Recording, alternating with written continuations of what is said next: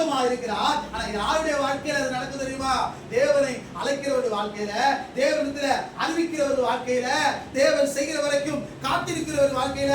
நான்காவது, தேவன் சொன்ன ஆலோசனைக்கு கீழ்ப்படுகிற ஒரு வாழ்க்கையில. கட்டத்துல தான் 3 கட்டமாக பாபிலோன் ராஜா இஸ்ரவேல் தேசத்தை, யூதா தேசத்தை பிடிக்கவும், அதை சுட்டெரித்து போடவும், அது ஒன்றுமில்லாமல் அழித்து போடவும் செய்தார். அப்படி இந்த நாட்கள்ல தேவாலயம் இடிக்கப்பட்டது.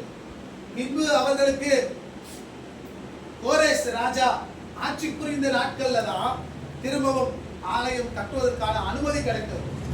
ஆலயம் கட்ட ஆரம்பித்த உடனே சன்பிலாத் தொபியா என்பவர்கள் மூலமாய் தடை உண்டானது. எத்தனை வருடங்கள் தெரியுமா? அநேக வருடங்கள். இரண்டாவது ஆலயம் 40 வருஷம் ஆட்சி கட்டி முடிக்க என்று சொல்றாங்க.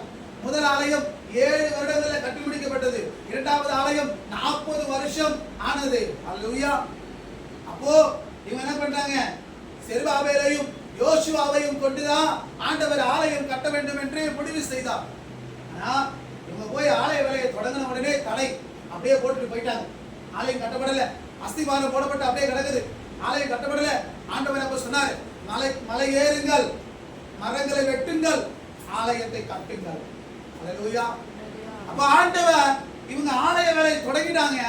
இவங்க நினைச்சாங்க ஆண்டவர் என்கிட்ட சொல்லிட்டாரு, என்கிட்ட பணம் கொடுத்திருக்கிறாரு, வெள்ளி தங்கம் எல்லாம் இருக்குது, நம்ம போய் கட்டிடலாம். முடியாதுங்க.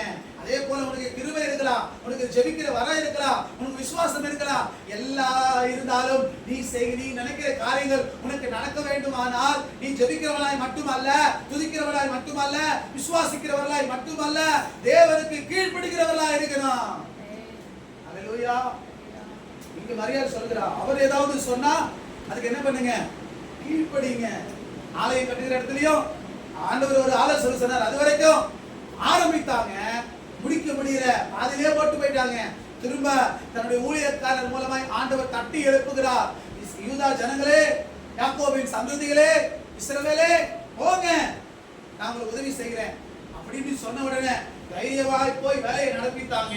பலத்தினாலும் அல்ல, பராக்கிரமத்தினாலும் அல்ல, ஆவியினாலேயே, தேவ ஆவியின் ஒத்தாசையினாலேயே நீங்கள் கட்டி எழுப்புங்க, அது உங்களுக்கு சாத்தியமாகும் என்று சொன்னார். அதே போல கீழ்ப்படிந்து அவர்கள் கட்ட போனதினால அது சாத்தியமானது. இந்த மரியாதை அவர் ஏதாவது சொன்னால் கீழ்ப்படிந்தீர்கள் என்று சொன்னார். அதே போல வேலைக்காரர்கள் எல்லாரும் இப்ப இயேசு என்ன சொல்லுவார் என்று பார்த்து கொண்டிருந்தார். ஆண்டவர் சொன்னார், அங்க கை கால்களை கழுவதற்காக வைக்கப்பட்டுள்ள ஜாடிகள், 3-4 குடம் தண்ணீர் பிடிக்க ஒரு ஜாடி இருந்தது. அந்த கச்சாடிகளை கழுவி அந்த ஜாடிகளை தண்ணீரினால் நிரப்புங்கள் என்று சொன்னார். உடனடியாகவே வேலைக்காரர்கள், அன்றைக்கு உள்ள வேலைக்காரர்கள் எல்லாம் அடிமைகள். இன்னைக்கு இருக்கிற வேலைக்காரர்கள் எல்லாம் அடிமைகள் கிடையாது. ஒரு வேலையை சொன்னா நான் உனக்கு அடிமையா அப்படி இல்ல, இன்னைக்கு என்ன பண்ணுவாங்க? கேட்பாங்க. சுதந்திரம் உள்ள வேலைக்காரர்கள். அன்றைக்கு வேலைக்காரர்கள் அடிமைகள். எஜமானன் சொன்னா சொன்னதுதான், உட்காருன்னா உட்காரணும், நின்னுன்னா நிக்கிறோம். ஆனா அப்படிப்பட்ட வேலைக்காரர்கள் அன்னைக்கு இருந்தாங்க. அடிமைகளாய் விலக்கி வாங்கப்பட்டவர்கள். அல்லேலூயா. அதனால இவர் அவங்களிடத்துல சொல்கிறாரு, அந்த கச்சாடிகளை தண்ணீரினால நிரப்புங்க. அவங்க நிரப்பினாங்க. இப்ப மொண்டு கொண்டு போய் பந்திய விளம்புகிற, பந்திய விசாரிக்கிற அந்த முதன்மைக்காரர்களிடத்துல கொடுங்கள் என்று சொன்னார். அவங்க என்ன பண்ண, உடனடியாக ஒரு கச்சாடியில அந்த தண்ணீரை மொண்டு கொண்டு போய் அந்த பந்தி விசாரிக்காரன் கையில கொடுத்த உடனே அவன் என்ன பண்ணல, பந்தி உடனே பந்தியில விளம்பல. எல்லா ஊர்லயும் முதல்ல நல்ல ருசியுள்ள திராட்சை ரசம், போக போக போக போக ருசி இல்லாத திராட்சை ரசம் வரும். இந்த வீட்டுல எப்படி பண்ணிருக்கிறாங்க, கொஞ்சம் ருசி பார்ப்போம் என்று ருசி பார்த்தா ஆரம்பத்தை விட இப்போது இருக்கிற திராட்சை ரசம் ருசியா இருந்ததுனால மணவாளனை அழைத்து, மணவாளனே நீ வாழ்க, எல்லாரும் தொடக்கத்துல நல்லது கொடுப்பாங்க, முடிவுல நல்லது இருக்காது, ஆனா நீ இம்மட்டும் முடிகிற வரைக்கும் நல்ல ருசியான திராட்சை ரசத்தை கொடுத்தீரே என்று அவன் என்ன பண்ணுவான், வாழ்த்துவான். ஆனா அங்க நடுவுல சொல்லப்பட்டிருக்குது, மொண்டு கொண்டு போனவனை தவிர அந்த பந்தி விசாரிப்புக்காரனுக்கு இந்த தண்ணீர் திராட்சை ரசமாய் மாறினது தெரியவே தெரியாது. அல்லேலூயா. அற்புதம் நடந்ததுக்கு 3வது காரியம் அவருடைய கீழ்ப்படிதல். அல்லேலூயா. நீ நாம உலகத்துக்கு அடிமையா இருக்கிறோம், பாவத்துக்கு அடிமையா இருக்கிறோம், பிசாசுக்கு அடிமையா இருக்கிறோம். அது சொன்ன உடனே ஏன் சொல்லுது, எதுக்கு சொல்லுது? இதெல்லாம் தெரியாது, எல்லாரும் செஞ்சு விடுறோம்.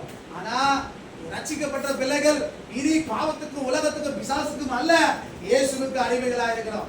இங்க வேலைக்காரர்கள் அப்படியேப்பட்டவர்களா இருந்ததுனால இயேசு சொன்ன வார்த்தையை முழுமையாய் கீழ்ப்படிந்தார்கள். கீழ்ப்படிந்ததுனால இயேசு அவர்களுக்கு அற்புதத்தை செய்தார்.